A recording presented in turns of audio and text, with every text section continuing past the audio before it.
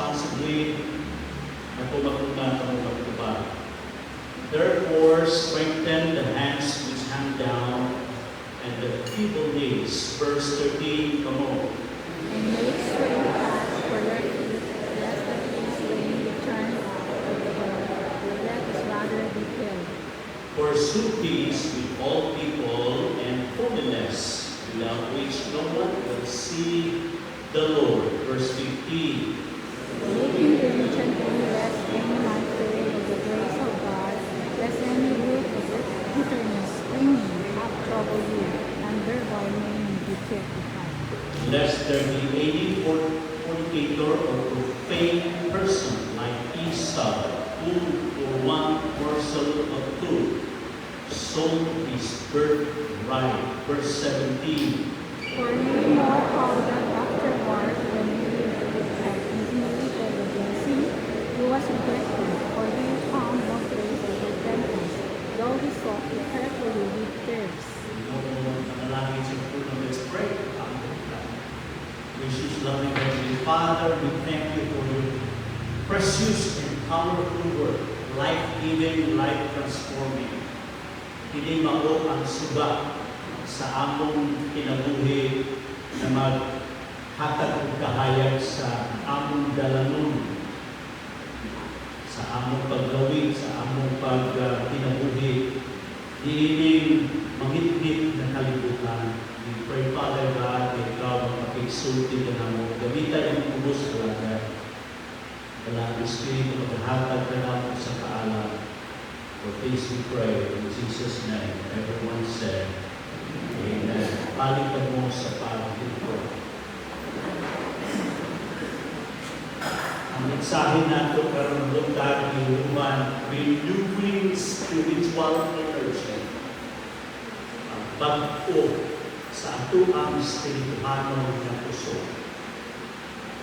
Doon ay isang kahigayon, hindi ko manimot, very 10 years ago, perhaps, maybe I was 50 years old at the time. Paghimo sa akong exercise, nag-bike dito sa Tago. Lunes, sa buntag, ano ka na yung akong makating panahon, bubay ko gikan sa sentro, pahingo dito sa Botanical Garden. Hindi nyo naibalatan dito sa Tago. Somewhere in San Agustin. But in order to reach the Botanical Garden, you have to, tuk-tuk, sa kain mo ng sikad mo na, tuk-tuk kayo na subida, tumas. Di ko na ito kalimitan ito na experience because nag-bike ko that morning around 9 or 10 o'clock. Ako na mag-isa, napupauban, first time ko na ito, makabike, makatumas. Di man niya ilalim tumasong bike ka ng taklaron. Tumas ko kayo. Niya, taas kayo na tumas. Nasikad na ko. Nahapit na ko magpabot dito sa buntod. Aksyon magpawang na ako mananaw. Nilubat. So, apasok ko na nga akong ginhawa. Kaya mag-bike ka, di ba? Niya, tumas, kahit imuhang paa, di mo ginhawa, paspas na kayo, o di mo na po, kurang di na po makaya na mabot ang buntod. So, unsay mo buhaton? May aksyon mo gunong. Pag mo aksyon ka gunong, masabot ka, matulaps ka, kaya nga naman, ang imong heart at sige pa, kalitunin mo o undang, mo palong o makulaps ka, wala, di man nila pwede ng buwan ka, di ka pwede ng undang. So, what I did, na libalik ko sa kong agi, dinaog na buko, di Kristo, tumas na utang, napapon ko na, libalik ko kong bahada, naog na buko, nilingay, hanggang sa hangin, pagkabot dito sa ubos, ginawa na nakuyapan, dito na kulang sa tuwa, may makatabang sa mga kay awa-aw na lugar. That's one of my experience of pag-bike na ma-purot ang iyong puso. Ang puso is very important sa ating pinabuhay. Ang pagtuon natin sa Book of Hebrews chapter 11, nakita nato ang mga example na kinahanglan mula hutay ta, mupadayon ta, dili tanundan sa pagtuong pag-alagad sa Ginoo. Chapter 11, kan kayo ang mga examples to endure, ihemplo na mulotay ta. Sila si Abraham, sila si Noah, i-mention niya sila si Joseph. I-endure nila ang mga challenges sa pagtuo, pag-alagad sa Ginoo. Pagkabot mo sa chapter 12, verses 1 to 11, nakita niyo ang exhortation to endure. Verse 1 na kinun dito, let us run with endurance. Diba? Magbasa rin mo. Let us run with endurance sa verse 1. Unya, sa verse 7, if you endure the chastening, God deals with you as with sons. Diba? Yes, sa isa ka verse na kinun din, it is for God's discipline that we need to endure. So there's that exhortation for us to endure. Now, on this 12 to 17, atong serye ng pagtuon sa Book of Hebrews for now on this verses 12 to 17, nag-isgot siya sa energy to endure. Examples to endure, may encourage staff, exhortations to endure, or encouragement to endure. Now, we are told, we are taught about the energy, ang puso. Ano nakalakot tayo? Kung sa ka-importante ang puso. Dili ka magahimo sa mga butang. Maging useless ka kung wala ka puso. Parehas sa cellphone nimo, bisan kung sa ka-high-tech imong cellphone na atanan niya mga applications. Pero kung lubat ang imong cellphone, nagamit pa na, mapuslan pa na, laptop nimo, maski Mac Pro pa na, tag 100,000, 150,000 na laptop, paspas kayo. Pero maglubat, nagyan din mo na magamit. How important it is for us to have that energy. Karon nanay ginabaligya nga electric vehicle. Dili pa kayo wanon din sa atong lugar. May imagine ako, no? Baterya na no niya. Dahil sa display sa puno, tanong pa na niya. Sa isa ka charge, kung sa kalayo ang maabtan sa imuang sakyanan, siya abot og 400 kilometers sir. Ako yung naround trip na nabugin nun siguro. Pero kung sa pagtungas dito sa kuwan, pusgan ka na. Anak, so, daghang pagpamutana. Yes, na ay puso. Kinahanglan ang puso. Pero sa dihang ginagamit nimo ang puso, makonsume nimo ang puso. Mahurot nimo ang puso. O sa mahurot nimo ang puso, wala na. Luya na. Di ka na kahimo.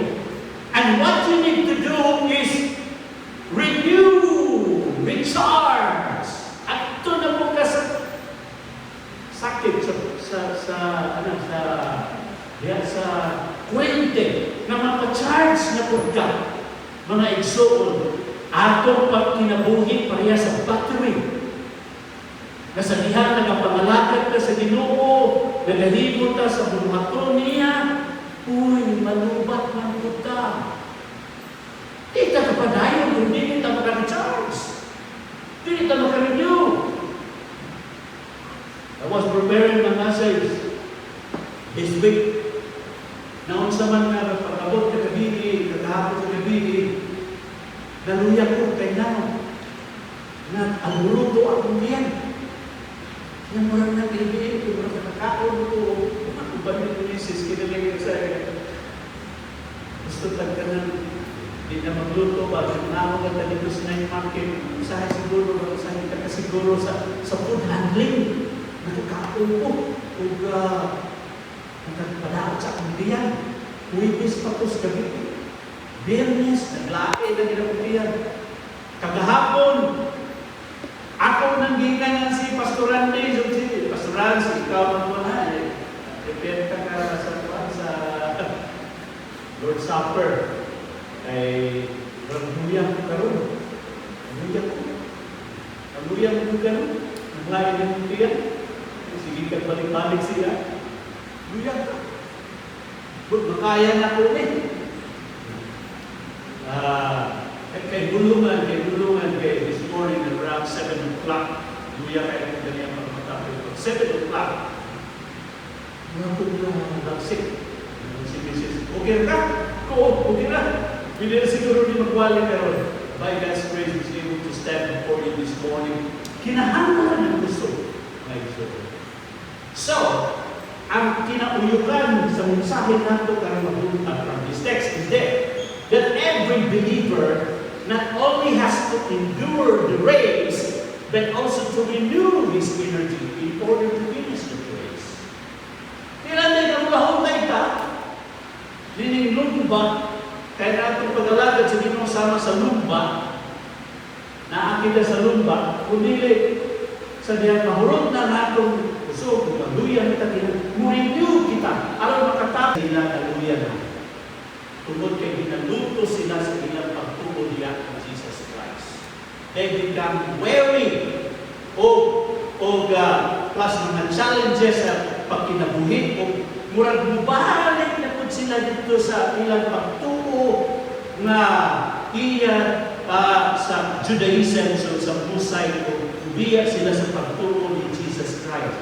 Makita nato na because of the persecutions and the challenges sa ilang kinabuhi, they get drained spiritually. Ating mensahe sa Ginoo para ka natin pala this morning, and especially para ka natin. So this morning we'd like to ask this question: how can you renew your spiritual energy? Paano ka makababago sa iyong spiritual na kusog? Adunay tulo ka mga imperatives sugo sa Ginoo dinha sa atong text na ibasa. Maunang atong tanaw.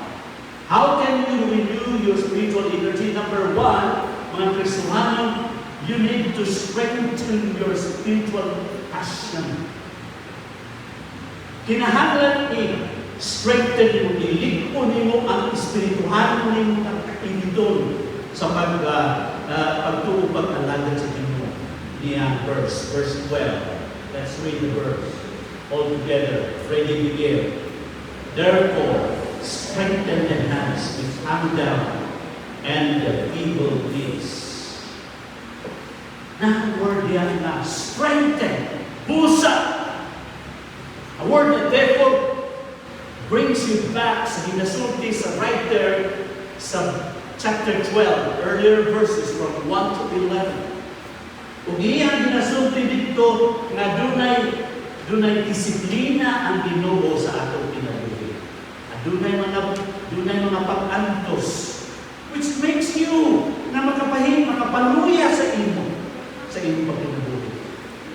Pagabot sa verse 12 na siya, busa!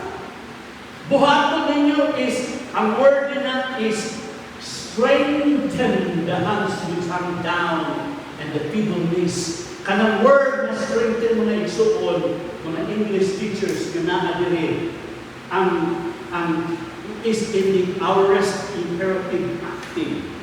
Yung mood is active, meaning ang i-addressan is the doer of the action.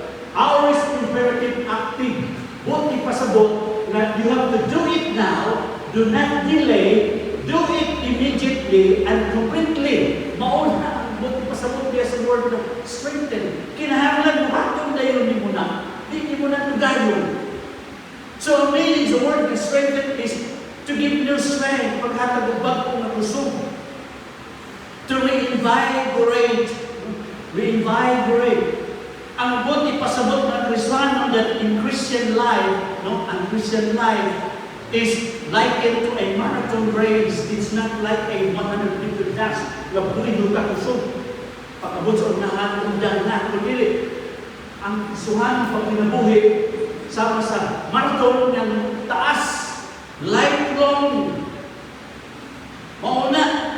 Sa verse 1, di ba? Gingon dito, let us run the race. Now, if you are in a distance race, layo, and you are growing weary, near to the point of exhaustion where you want to give up or slow down, takoy na tayo. Alos na ginahon mo yung tingin, tungkol sa kalayo, upang makakaabot sa finish line. And then, sa ina na nakahintan, the first thing to go are your hands and your knees. Diba? Ang imong tiil, kids, walk the way. Nagmula ka, pelupay na. Hands that, ingon niya, hands that hang down. Sa boxing, makita niyo diba? Pag tumba ang boxer, kung saan dinay mo sa likod, inaanan niya ang kamot. Kung likod ba ba, kahit kung ang kamot, maanan na. Wala na, surrender na. Kung na mag-aanan natin, kasabot ko aling liwagi ko na natin sakit. Mahulog ako puso. Kaya pagkaw magwali tinanglay, antay sa rest na ulay. So, ang tingin, ang kamot, maduya, and the imagery of drooping hands and weakness depicts weariness, discouragement, and lack of spiritual energy. Picture ka na, hands that hang down, knees that are feeble, hulang-buhay ka na panaysuon, because that is a metaphor or a simile, metaphor, di ba? Naghulang-buhay na siya sa mga discouraged na, naluya na, wala na kusog. You become weak, naluya ka na. Sa pag-worship, luya na kayo, laay na, wala na kadasig, wala na buhilo. Sa pag-aampo, wala na, katutubo na ka. Sa pagpaminaw, pagtuon sa pulong sa Ginoo, paghimo sa ministry, pag-share sa gospel, pag-attend sa fellowship, sa paghatag, giving sa atong ministry, wala na, naluya ka na. Wala picture din na. And when you are in that situation and fail to strengthen, dili mo mapakusog balik ang imong spiritual pagkinabuhi. That's very dangerous. Kuya na. Because you know what happened? Ay dili madugay, mupundo ka na, you will stagnate, and then you will decline. Later on, you will stop. And then later on, you go back to your old life. Balik ka na sa imong dati na kinabuhi. Naluya ka, niundan ka, hangtod na nibalik ka na kung sa imong pagkinabuhi sa mga wala kay pagtuod niya sa Ginoo. That is why we are called in this verse to renew, baguhon ang atong nga kusog, our effort, our determination, and to preserve despite hardship and fatigue. Pisan sa mga lisod, sa mga nagkakwela, ligmuna. Karoon ang pagkana. Sa unsang paagi kita, Pastor, makapaligtod sa ating kaugalingon. Tulong na paagi. Number 1, empowerment. Number 2, engagement. Number 3, ang ikatulong din, empowerment, engagement, o kang ikatulong encouragement. Wow! Kung saan na ito pagpa-renew sa spiritual energy, spiritual vitality sa atong kinabuhi. Na makabalik kita sa dati na ito ng kadasig. Tingnan din sa verse. That those who wait on the Lord shall renew their strength, Isaiah 40:31. They shall mount up with wings like eagles. They shall run and not be weary. They shall walk and not faint. Pagkanindot kayo sa ulang buhay na ang mga tao na nagahulat sa Ginoo, ang mga tao na nagasalig sa Ginoo, ang mga tao na nagasandig niya sa Ginoo, mapakpo ang ilang puso. Shall renew their strength, and they will have the strength like the eagle. kabila, kung makaabot dito sa sobrang paspangan, pinaka-taas o lupad sa tangan ng gamit eagle. Kung makikita ka, langgam na kuha na dito layon na tayo, eagle na. Ang mga eagle, you will have that kind of strength na maagto dito, makasoar. And they shall run, magdagan sila, dili sila makapoy. They shall walk, mulakaw sila, di sila maluya. New Testament, Ephesians 6:10, sabi mo, ready to begin. Finally, my brethren, be strong in the Lord and in the power of His might. Your strength is not within yourself. The strength is sourced from the Lord. Nang be strong in the Lord. Ang context ng Ephesians chapter 6, verse 10 down to the next verses, ang may tungkol sa pakikaway, spiritual warfare. Verse 11, gisgot niya may tungkol sa kaaway, ng mga diablo. Verse 12, gisgot sa mga hinigabay. Pero maski doon na kayo hinagiban, doon na kayo wako yung weapons, pero po ng sundalo, luya, di kalintura, sakit ang tiyan, di yun na pwede mo ito sa gira. Basic, importante na doon na yung kusog. Kung ang kusog, nagagikan sa Ginoo, paano kita makaangkon ng kusog, nagagikan sa Diyos? Number one, you need to admit that you are weak. Lord, I'm becoming weak. Lord, do yan ang Lord. Wala ka makoy gaya ng basa sa inyong Lord. Hindi mo yan.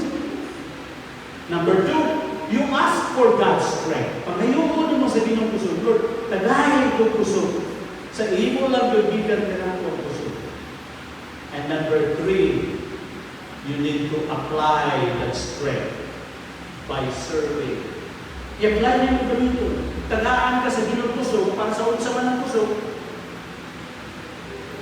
Kusog para paglingkod, dili kusog para sa buloton sa Ginoo. Amen? Naama ko'y kusog, pero kusog wala kong gigamit. Alang sa mayan sa Ginoo. So, you need to rely, trust diya sa Ginoo. Kung siya maghatag sa imo sa kusog, kung ito sa atong kanta, di ba? Ang sa atong kanta. It's not in trying, but in trusting. It's not in running, but in resting. It's not in wondering, but in praying. And we find the strength of the Lord. Hindi naman. Karak-karaka, sa buwato ni mo din na, sabi ka lang sa Ginoo. Yan yung makita ang kusog niya. Let me go to number 2 here. How can we have the strength of the Lord? Not only through His empowerment, but secondly, through engagement. True engagement. Engagement in what? Engagement in prayer. We engage na tatungkawin sa pagkampo. We engage ourselves in Scripture. Pagtuon, pagmamati sa ipulong. We engage ourselves in worship. We engage ourselves in fellowship. Parihata ng mga Kristohanon, parihata sa baga. Red hot na baga. Kung ikaw, na Kristohanon, ilayo mo imong kaugalingon sa tapok sa mga Kristohanon nga nagbaga-baga sa tagpo pagmalagad sa Ginoo kadugayan kaning ikaw mo nagpalayo sa tapok, mapahalong lang ka. Halong lang ka. You need to engage yourself. Engage ka sa pagpaminaw, sa pagbasa. You engage yourself in ministry. You engage yourself in mission. You engage yourself in giving. Luya kayo, pareha sa ako karon. Kung wala ko nagwalit, wala ko nagtindog dire, nagwalit, ito lang ko sa balay, pero tinuyahan ako. Yung ano sumisid, noon sa mga kata, kung sa balay luya, pero dito lang kasimbahan yung production na kita. You get strength. Magkumustahanay sa inyo na ay kainiton.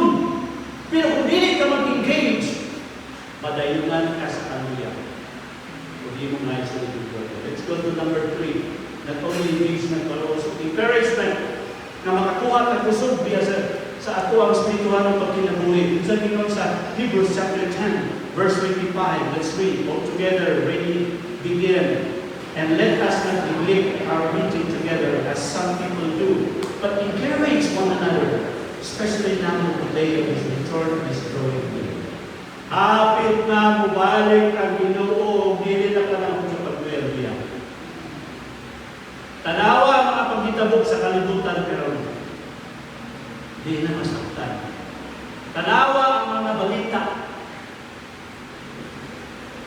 You cannot help but just take, Lord, hapit na dili ng pagbalik. And this is not time to be weak. This is not time na magwelbiya. We need to renew. In order to renew our strength, we need to engage ourselves sa tigog sa mga Kristiyano, because hindi sa tigog with encouragement. Let me go to number 2 and bring number 2. In order to renew our spiritual energy, not only you need to strengthen your spiritual passion, secondly, you need to straighten your spiritual path. Kinahanglan itulid nimo ang espirituhan mong dalan. Ang ingon nila sa verse 13. Let's read verse 13.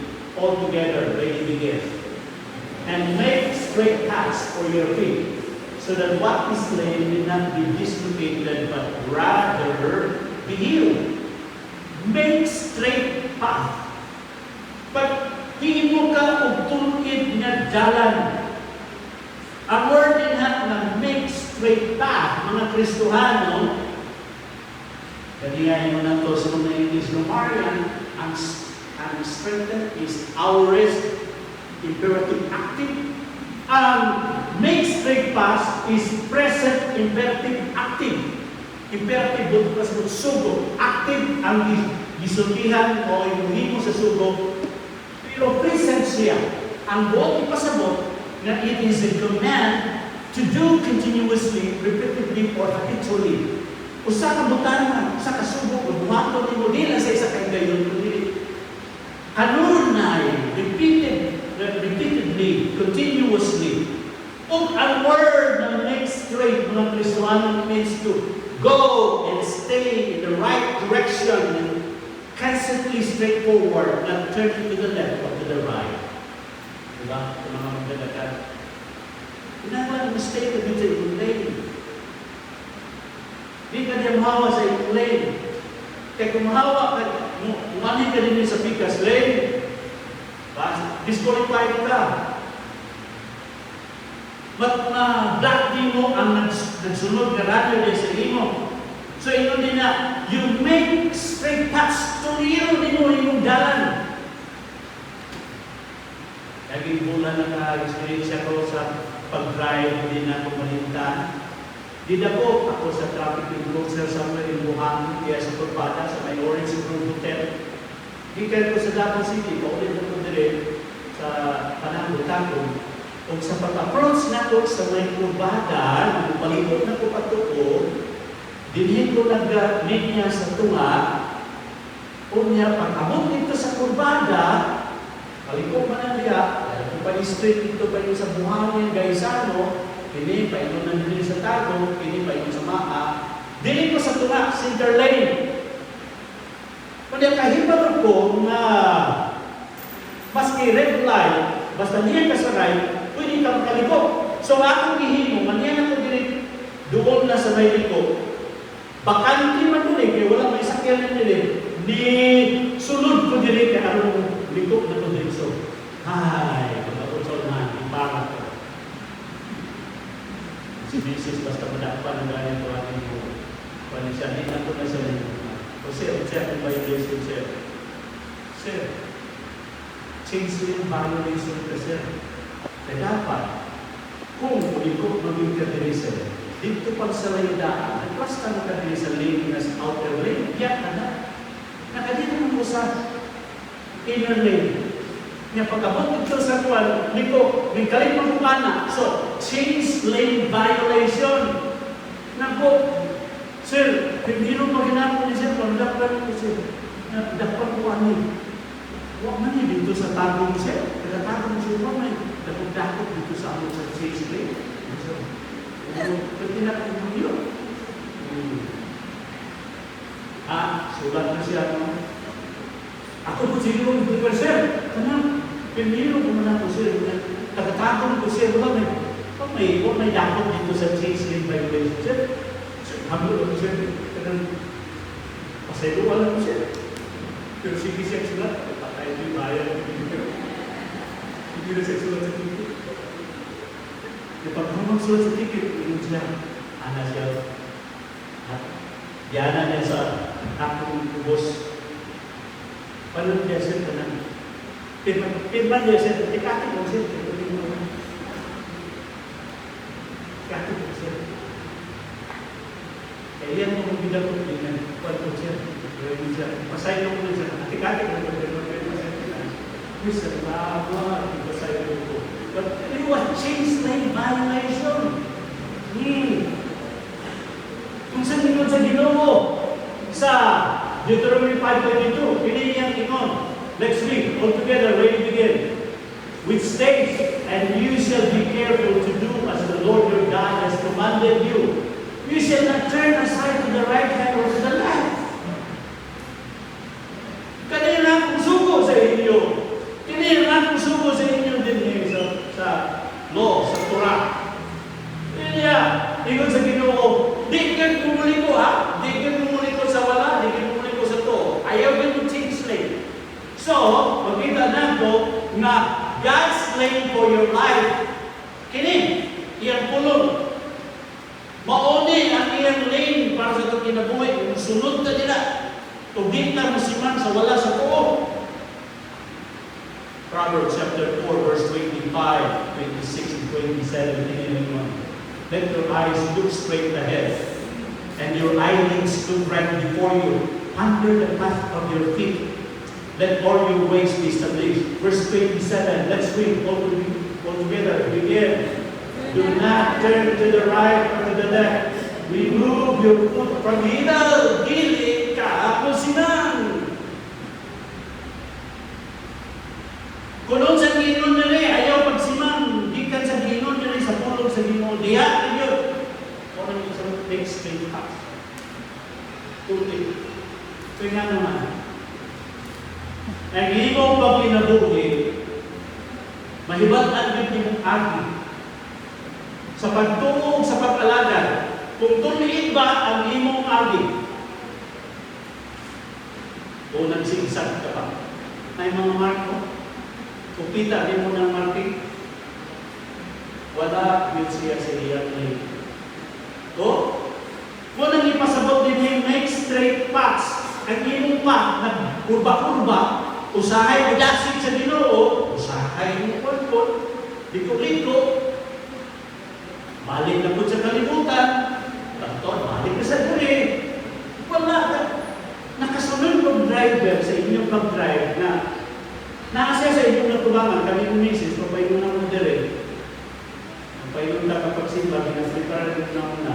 Maglagot ka, kaya naman, nasa inyong natubangan kayo ninong. Di ka kay balo kung nasa siya. Kung ikaw nagsunod, delikado po na. Kaya basi, delikado, ano na po siya?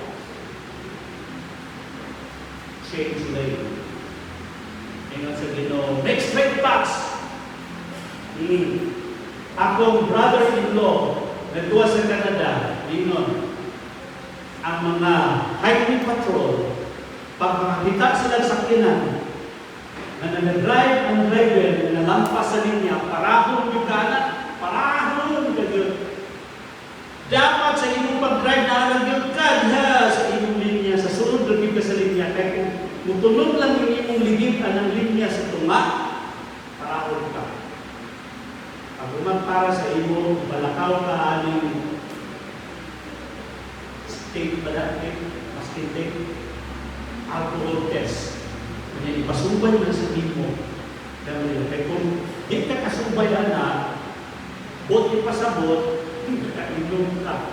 Kaya di ka kasubay sa imo. Di ka ka-strict. So, mga igsoon niya, on God's path and avoid distractions, temptations that might put you off from the path of His will. Focus ka diha no sa dalawon sa Ginoo. Ayaw pagpadala sa mga distraction. Mga sa mga driver, yung mga misis na pagpulong dito sa ligay, di mo gumulingi anak, gumulingi ko anak, kasi magkabangga ako dito sa kutubangan. Oo, sige. Dili ko magpa-distract. Nakakaawat ka sa dalan sa kalubot mo sa Ginoo.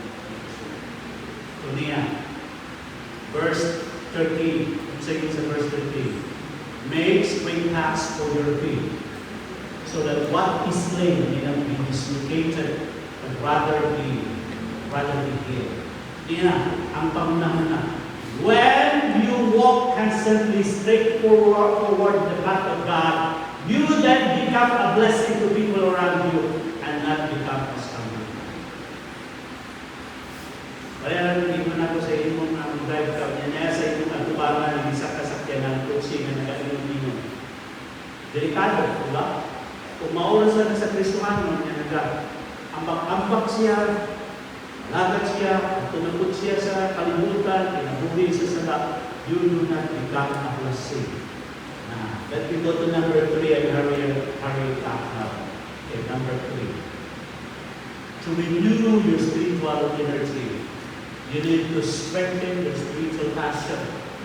Number 2, you need to straighten your spiritual path. Number 3, you need to strive on your spiritual progress. Strive on your spiritual progress. Look at verse 14. Isang yun sa verse 14. Verse 14. Let's read all together where you begin. Pursue peace with all people and holiness, without which no one will see the Lord. Pursue. Sa lain ng pagkasulti na ito dito, follow. Hindi kayo akong yun ang tukba kayo ang word na follow. Ang dito sa one version na dito, make every effort, tanan nga usog, gamitin niyo. So, ang word na pursue has something the idea with strive. Ito kung panigamutan, no? Ang word din na pursue, which is the third imperative, subok sa Ginoo from this text, is in the present imperative active. Panigamutan niya sa word na straighten. It is a command to do continuously, repetitively, or habitually. Imo nang pinibuhaton. Kung ang word in na pursue, it means to follow or press hard after. Pursue with earnestness and diligence in order to obtain, go after with the desire of obtaining. Kanang gigumod yun mo, di ka pundahan ito ng iyong dakpan, iyong gusto takton, iyong gigumod. Just this week, ako nabasa ang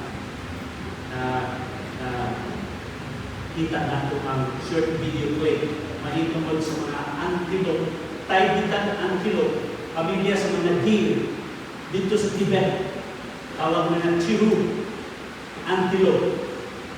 Kining antelope, chiru antelope, pwedeng kusugang dagat. Makadagan siya up to 80 kilometers per hour. 80 kilometers per hour. Pareha na nakakusog sa sakinan ng dagat ko sa highway, 80 kilometro. Kusog kayo dagat. Pero, mauna sila'y paborito kanton sa mga wolf. Karon, ang wolf ay gutom. Gusto mo kaon sa antelope. Mudagan man ang antelope. Kusog kayo mudagan. Kung mubukod ang wolf sa antelope, mabiyaan siya o 16 kilometers. Kaya ang antelope, 80 kilometers per hour. Ang wolf, dili yun ang paspas. Mabiyaan siya o 16 kilometers per hour. So, layo na siya. Ng wolf, dako kayo lungs. Bisan layo siya. Pero naa sa endurance, nga sige lagyan mo sa bukod, sige lagyan mo bukod. Hantod nga ang antilop, bisag pusog, ang antilop, mudagan, pero magabutan pa lang na, ma-exhaust na niya yung pusog. Mahulog na niya yung pusog. Ang wolf, kaya dako kayo siya baga, dako kayo yung ginhawa, sige naghapon sa dagan, sige naghapon sa dagan. Hantod na maakta niya. Hindi mundan ang wolf sa pagbukod sa antilop, hantod na niya ang tao. Mga naminig sa puso. You run after it until you obtain kanang imong gigugod. So, ingon sa Ginoo dili puso. Kung sa naging puso sa Kristohanon nga imong bukdo, imong action, imong timuhaon, way pagtundan hangtod kay imong yung makaktan sa imong kinabuhi duha. Kabutan na imong puso sa imong kinabuhi. Ambot sa imong puso sa imong kinabuhi pero kining duha kabutan gusto sa Ginoo ato puso. Peace and holiness. Okay? Peace and holiness. Ang kalinaw o ang pagkabala. Peace and holiness. That is what God wants you to pursue. Now, living in peace and holiness are two good indicators that we are living in the path of the Lord. Kanang duha, peace and holiness, mao kanang duha ka indicator kung nasa itong kinabuhi na naata sa path, naata sa dalanon sa Ginoo. Nagsubay na sa iyang dalanon. Now, ingon din na, una, peace. Peace is to relentlessly and intentionally, sa manang peace, seek harmonious relationship with others, reflecting Christ's love and unity, and making every possible effort to avoid completely resolve conflict when they arise. Kalimutan pero monay problema. Pinakadako ang problema sa kalimutan pero dili ekonomiya, dili kapobrehon. Ang pagkawalay kalinaw, ang hira ang sama. Sa bisan nasa na lugar. Maybe niya nakakabungkan doon na po'y kasabot ng piliin. Doon ay kasabot sa mga relasyon. Apan mo sa Ginoo, ipursunin mo, bukdunin mo. Tinuhaon mo ang kalinaw na doon ay harmonious relationship with others. Uban sa pag-reflect sa gugma sa Ginoo, unity. Kung imo on every possible effort para ma-avoid and quickly resolve ang mga conflict. Dili maiwasan na naman ang conflict na isuon. Kaya mo kauban sa balay, kauban sa opisina, sa trabaho, perfect na mga tao. Sometimes we're in a situation na ay conflict. But, kung sabihin, pursue! Mauni inyong pagkitaon, kalinaw! Kung kita sa kalinaw, practical application, we need to be proactive in peacemaking. That's my source there, and ang source there sa Ibabaw, Vision in Space, in part. Be proactive in peacemaking. Don't just wait for conflict to arise. Actively build bridges and foster unity in your family, workplace, and community. Di lang nagbanta ka na, nagulat ka na bunay conflict, na extend that o kanang paano na magpalinawon. Proactive. We build bridges, di ba? Doon ay kalinaw. And then, another is to pursue peace, we need to respond. Respond. Do not react. You cannot control others. Hindi mo makontrol ang uban, mga igsuon, but you can control your response. Amen? Sahay mayawan ka, tinali sahay, balikason pa ka, but do not react. You can choose your response. Choose patience, kindness, forgiveness over anger or retaliation. Kung nata sa sitwasyon, gusto natin managlamit ka. We want to get even. Diba? Anak lata. Ano na? Islam. Cuma, di ko. Pursue peace. Pwede nimong piliho na nimong, by the help of the Holy Spirit, piliho nimong kung saan nimong pag-respond over sa anger or retaliation. And then, not only we pursue peace, we also pursue holiness. Holiness. Pagkabalaan involves transformation of character, kausaban sa kinaiyahan without which no one will see the Lord. Unsa kay importante ang pagkabalaan. Pagkabalaan mao ang pag-usab sa kinaiyahan o pag-align sa atong kinabuhi diya sa kamuluton ug katuyuan sa atong Dios. Let me tell you this. Unsa kay importante ang pagkabalaan. Inulian without which no one will see the Lord. You will understand isang klase ng holiness. Ang buti pa sa mga na walay tao na makapakituban sa Ginoo diya sa iya walay pagkabalaan. Sa mga pastor niya. Ang pagkabalaan dunay tulo ka aspeto. Number 1, gitawag possessional holiness. Unsa ang possessional holiness? Buti pasabot ng pagkabalaan ni Kristo, ang pagkabalaan ni Kristo, gipasunog sa imo. Kaya nagtuo ka kang Kristo, ikaw na dakutan makasasala sa imong pagtuo kang Ginoong Jesucristo, paghinuso sa iyong sala, karon gipasanina sa Ginoo ang iyang pagkamatarong pagkabalaan sa imo. Possessional na. It's a gift na gihatag sa Ginoo. That when you stand before God, tumutindog ka at tubakan sa Diyos, dili si Andrew ang makita sa Ginoo ng pagkabalaan. Kaya kung si Andrew yung tanaw, daghan kapakyasan, daghan kung mga kapalpakan. Pero ang binatanaw sa Diyos, sa mata sa Diyos si Kristo, naasa ako ang iyang pagkabalaan. Possessional. Kaya basa niyo sa 1 Corinthians, mga Kristuano sa Korinto, mga badyon, pero gitawag sa mga apostol, mga saints. Possessional. By virtue of their faith in the Lord Jesus Christ, di pa. Sunod sa imo iyang pagkamataro. Kung pinakatindot, kagasa. But the second aspect of this holiness is not only possessional but also progressive. Ang progressive, ang buot ipasabot na ang pagkabalaan ni di pasunod sa Ginoo, gibutan sa imong ikinabuhi. Imong i-practice, sometimes it's called practical holiness. Ngayon ka na, okay na niya, walang problema, tutal sa Ginoo balaan. Kung dili sa kalibutan karon, kinahanglan imong ikinabuhi ang pagkabalaan pinaagi sa pagsunod sa kinabuhi ni Ginoong Jesucristo. Siya ang pattern.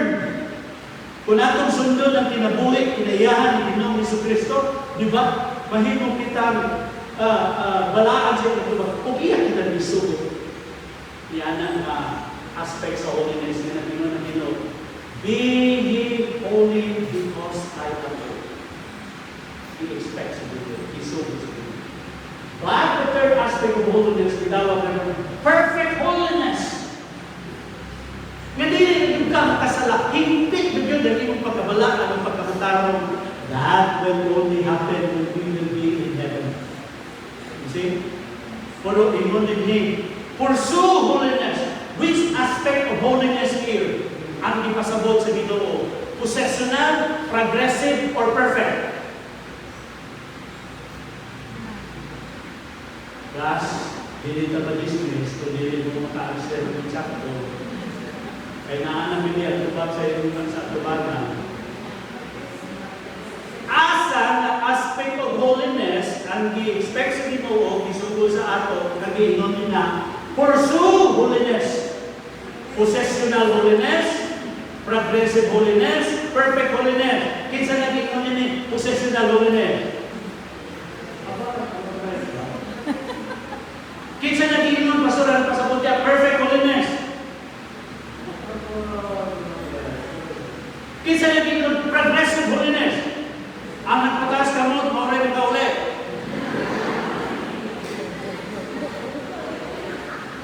Filosofiya mo na.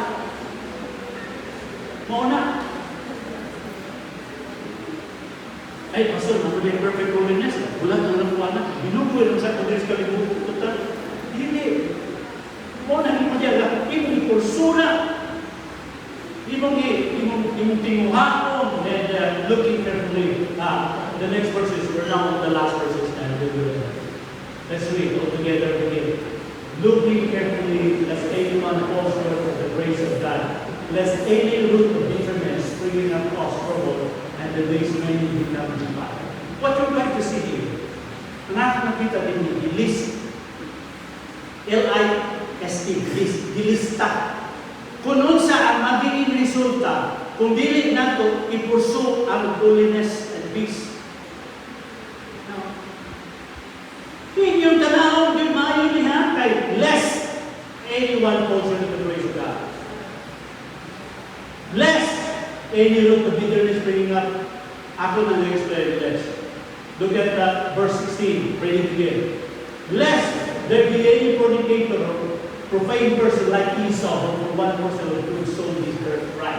Another word na less direct. Sa lugar, it indicates a possibility that something undesirable might happen if a certain action is not taken. So, word there on the list, both pasabot, one thing action. Kaya kung dili ninyo i-pursue ang peace of holiness, kanin yun ang dili maayo makita mo sa inyong ginabot. Number one, kung saan yun dito? Verse 17, ito sa last verse sa. Ready, go.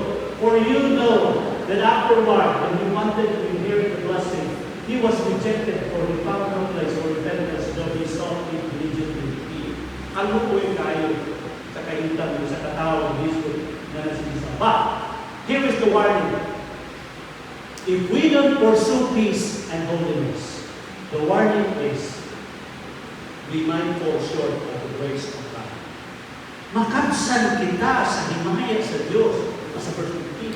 Kung saan ipasabot, we will miss out the full benefits of God's favor and blessing. Ang Ginoo nagapamupo sa iyang grasya o sa iyang kaluoy o sa iyang panalangin ba?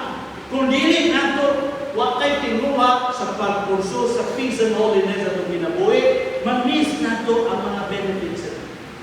In other words, dili yung panalangin sa ginawa ito ginabuhi.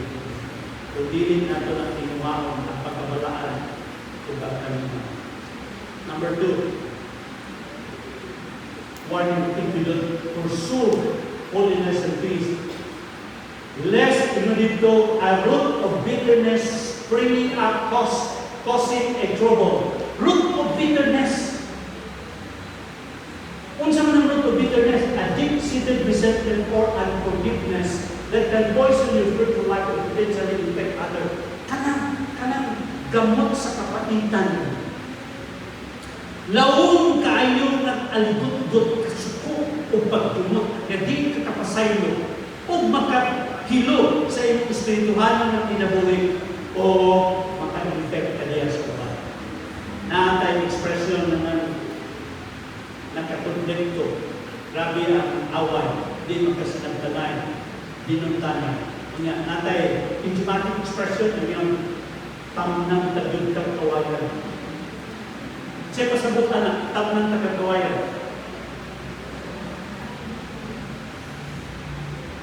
Manunod na ko ang among paggut-gut kanin mo ang sa akong hungganan.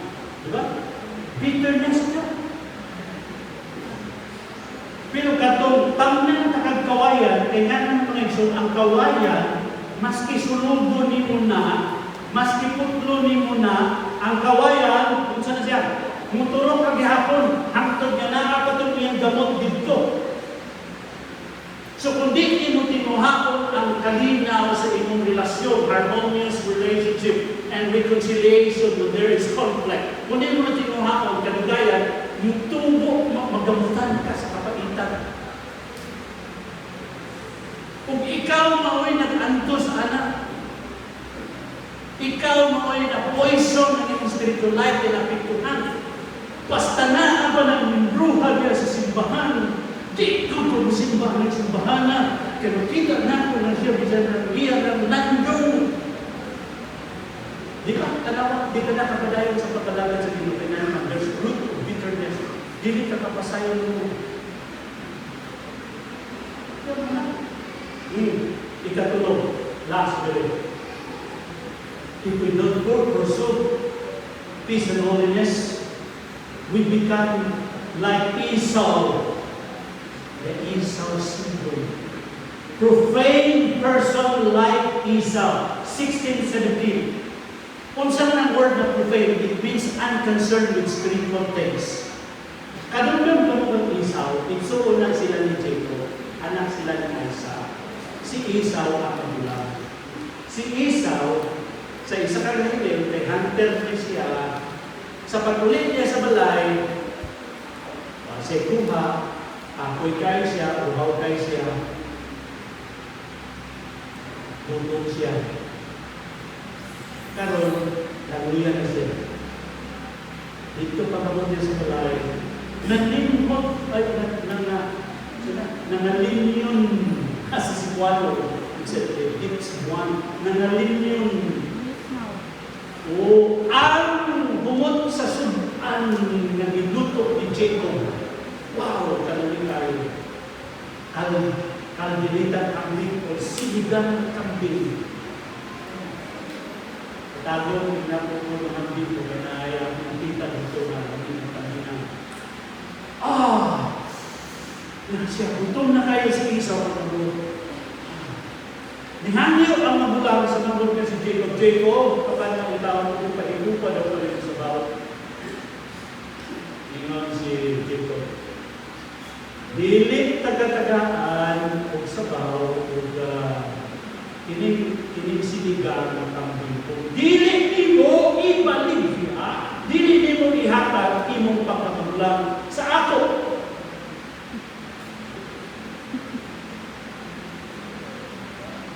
Matahan ko sa iyo. Kinsa may puso sa ilang diwa. Yung si Jacob, di nakatagal, di pakilaw na ng sinigang kambing ko, di mo ihatag, di mo ihatag, imong pagkagulang sa akin. Kaya naman sa din ang magulang. Ang magulang, maunay dunay laging share of inheritance. Siya ang pinakadako, siya ang panunundon sa amahan. Gusto ni Jacob, ikaduwas siya, gusto siya na makuha niya. So, kung sa'yo na ni Esau, unsa kundo sa akong pagkamagulang, matay ko diri karon sa kagutom. Sige, imuha na ang akong pagkamagulang. Tagahin ko diyan sinigang kambing. Higop siya sa sinigang kambing. Pero ang kapalit niya, dibayot niya ang pagkamagulang. Karon, hapit na mamatay ang tatay ng si Isaac. Nanawag na siya sa iyang anak, pagluto at paborito na ako masukan. Dalhan nila, ina niya si Esau. Si Esau dito. Niya, anita, kaya ako nihatag sa inyo ang blessing, panalangin before I die. At si Esau dito, kita, anong kayo, nagkakalitapon pa man niya ito? Usa, ngayon. Si Jacob, ang nanay, na si Rebecca, nakadamo, ang niyang paborito si Jacob. Jacob, nakadumuto, mahandag si Papa na mong blessing para kay Esau. Gusto natin ikaw na dapat sa blessing. Pagluto dito, paborito niyang kagalitan ng kambing. Mas pasayo, dalhan dito, kung niyang pangayo ang blessing. Make long story short, ang ipanalangin ni Isaac, hatag ang blessing. Sakang Jacob,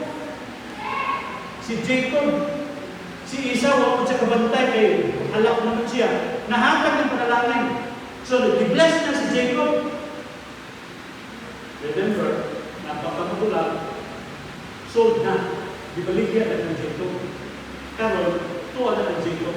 Iabot ang magulang na si Esau, naging siya. Tatay niya ang minupit. Paborito na sa tatay. Ipanalanginin ako. Minun siya, kisa naman ito ng aling biniganita. Doon, nahatag na ako ang blessing ko. Wala na yung namin ito. Wala na. Nahatag na ako. Kung sa dahil ito. Hindi mo na Jacob. Kinahanglan mo ang blessing sa kong kinabuhi. Kung iyang di pangayo na tayo. But the story says there sa tulog sa scripture na dito, wala tayo kasi. So si Jacob niya, makita nato, he sold his birthright for a single meal. He prioritized niya immediate gratification over long-term spiritual gain. Ang iyan na purnaw lang at nasa kay pagkakaunod, gusto mo na 10 years, 20 years pa ng blessing na enjoy na ako, karoon, good. Di ba kung ba siya na he was pursuing the temporary worldly desires at the expense of spiritual blessing. Ang iyan gibukod, ang sabaw, ang sinigang, wala niya gitapas o gibili, wala di-value o gibili, katong blessing naman niya, in the future, ang iyan. Makahigop nga what is for now, enjoy niya. Later, si Esau, nagbaso siya sa iyang decision. Iyang no tatay, panalapin ko tatay. Ano binabili niya tayo? He sought the blessing, ibangayon na niya ang panalangin nga unta para to sa iya, pero nagbaligya niya iyang pagkamagulang. Karon nagbaso siya, o iyang ihangyo niya, ipamita niya ang mga panalangin ba? Niya kakaroon na rin, pasing imong na una sa mga isaw. Ang imong iyapas, ang material lang, ang ma-enjoy lang imo din karon, wak ka na sa future spiritual blessing. Kaya ihatag sa imo sa Ginoo, sa imong pagtuo sa iya. That's why si Esau, without profane, he was unconcerned about spiritual blessings. Ang importante siya material. Kwarta, propriedad, unsay natin, ordinary, pero ang blessing lang, ang subok. Kaysa unahin, iyan ang pagkakaroon ng blessing. It was already true. Walay pagbaso dito. Praise God, nagkaroon magdawag, ipilig mo na, niya ka sa simbahan. Ang imong amigo na ginong na ay dito na may cash out dito. May ayuda dito, di ba?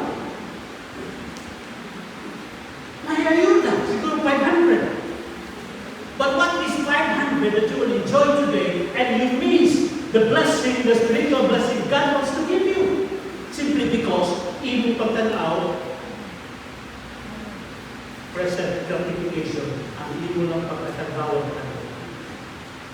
I can tell you many stories about that. I can remember my two classmates who was not able to graduate simply because nakahilagot sila sa babae.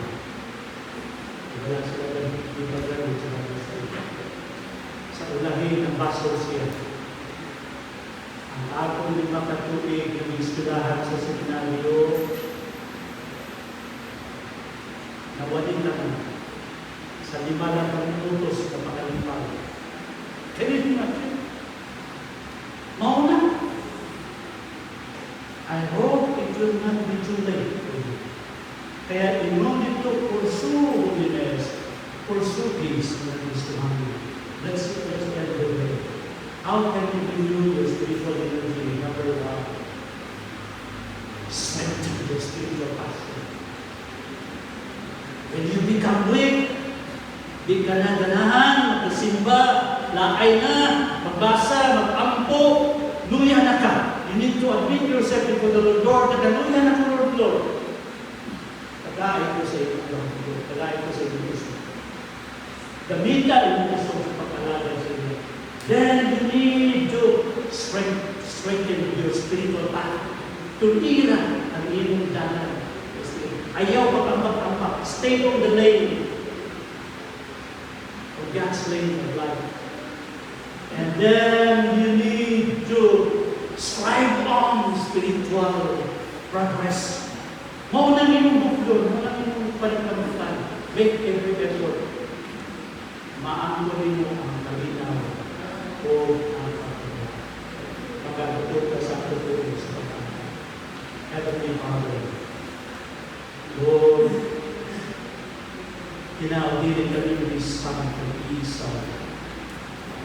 Ang kita ng maaw, lamang mao ang karoon na enjoy ng karoon ng material worldly enjoy at the expense of future blessing, spiritual blessing. Lord, there will be time na pagkitao naman kami ang panalangin sa ating kinabuhi. But it will be too late. Pinakamahan for nothing, we will strive for spiritual progress sa ating kinabuhi. We need to strengthen the spiritual path. We need to strengthen our spiritual passion. Lord, bless your word, Lord, to the hearts of people, everyone, even those who are joining us live stream. Bless the people now. Be honored, be glorified, even as we worship and now we say, this we pray in Jesus' name. Everyone will say,